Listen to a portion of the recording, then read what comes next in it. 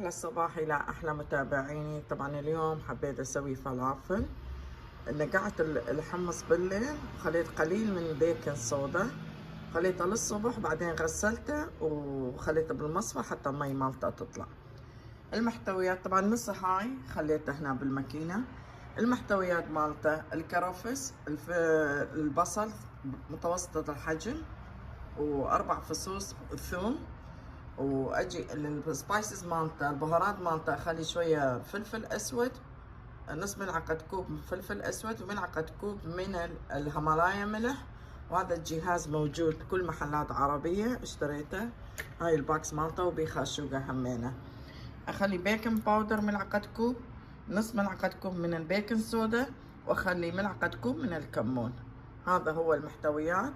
هسه ابدا اطحنه كله وتابعوا الفيديو.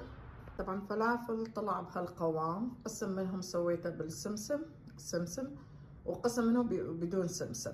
شايفين ايش قد حلو وضقت من عنده كلش طيب. بالنسبة للحمص بطحينة سويته وعندي فيديو همينة انزلها ويا الفلافل بعدين. الحمص بطحينة خليت فوقاته هذا فلفل حاد الباودر، والثاني خليت هالبينو همينة حاد لانه بالبيت يعجبهم الحاد يعني يكون سبايسي. وخليت سويت سلطة عادية، بس السلطة ويا الفلافل ويا الحمص بدون الخبز. هذا هو يكون أكلنا، الأكلنا اليوم هو فلافل مع حمص مع سلطة. وشكرا للكل.